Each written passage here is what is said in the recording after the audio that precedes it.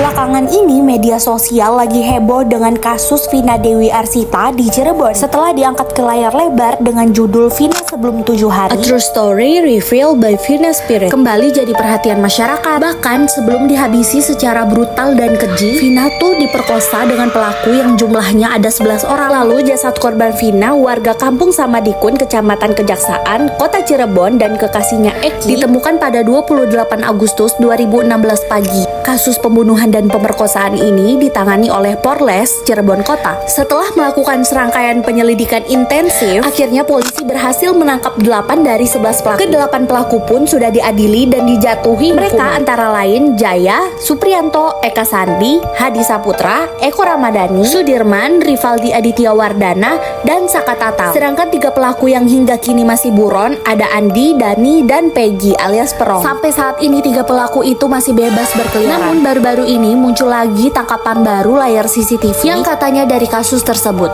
Deddy Mulyadi meminta polisi untuk membuka rekaman CCTV saat pembunuhan Vina terjadi. Dengan membuka rekaman CCTV ini, Deddy bilang itu akan membuktikan jika para terpidana tidak terlibat. Dari kasus ini ada satu hal yang menurut saya menarik dan penting banget untuk dibahas. Kita semua tahu kalau kekerasan itu memang merugikan orang lain. Tapi gimana sih cara kita menanggapi kekerasan? Kenapa sih masih ada aja orang yang lakuin kekerasan seksual sampai-sampai merugikan orang lain? Dan sebenarnya respon kita harusnya tuh gimana sih? Oke, kalau kamu punya pertanyaan yang sama, tonton videonya sampai habis buat dapet insight-nya ya. Kekerasan seksual itu nggak hanya terpaku pada penetrasi atau kontak sosial. Segala tindakan yang dilakukan dengan maksud untuk melakukan penetrasi, kontak seksual, atau tindakan seksual lain dengan menggunakan kekerasan atau ancaman kekerasan, paksaan, atau tipu daya, atau bisa juga dengan memanfaatkan seseorang yang dalam keadaan tidak berdaya. Juga bisa dengan memaksa seseorang untuk melakukan hubungan seksual dengan orang lain, termasuk dalam kategori kekerasan seksual. Jadi apa sih dampak kekerasan seksual itu sendiri? Jadi dampaknya itu nggak cuman pada fisik, tapi juga mental dan emosional.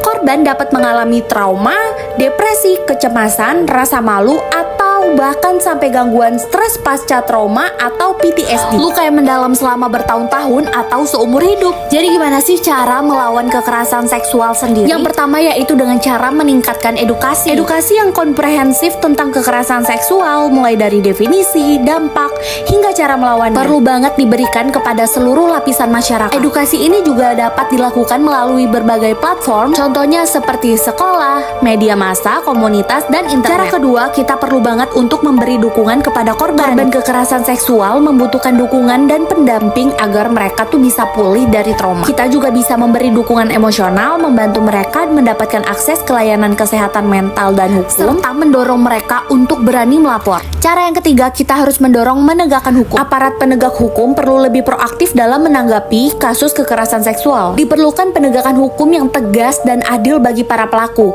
serta pelindungan yang memadai bagi korban. Cara selanjutnya yaitu yang keempat, nggak kalah penting, dengan menciptakan lingkungan yang aman. Kita semua perlu berkontribusi dalam menciptakan lingkungan yang aman dan bebas dari kekerasan seksual. Hal ini bisa dilakukan dengan saling menghormati antar individu, membangun budaya saling konsen, dan berani menentang segala bentuk pelecehan dan intimidasi. Selanjutnya, cara yang kelima yaitu kita juga bisa melibatkan laki-laki. Edukasi dan partisipasi laki-laki dalam upaya pencegahan dan penanganan kekerasan seksual sangatlah penting. Laki-laki perlu memahami bahwa kekerasan seksual bukan hanya masalah perempuan, tetapi juga masalah kemanusiaan. Cara yang keenam yaitu dengan memanfaatkan teknologi. Teknologi dapat menjadi alat yang ampuh untuk menyebarkan informasi tentang kekerasan seksual dan juga membantu para korban. Platform media sosial, aplikasi, dan situs web dapat digunakan untuk edukasi, advokasi, dan dukungan bagi korban.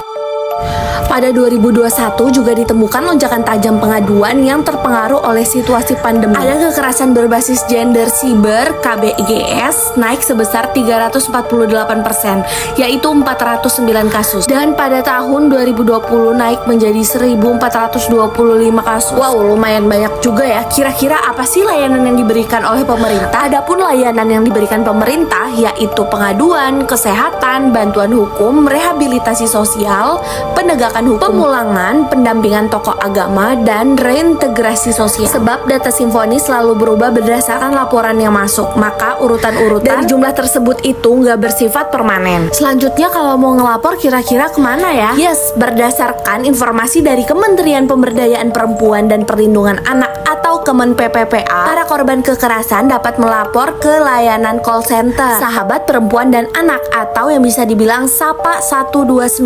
Masyarakat juga bisa banget melapor kekerasan yang dialami atau yang diketahui melalui WhatsApp. Guys, catat nomornya ini ya.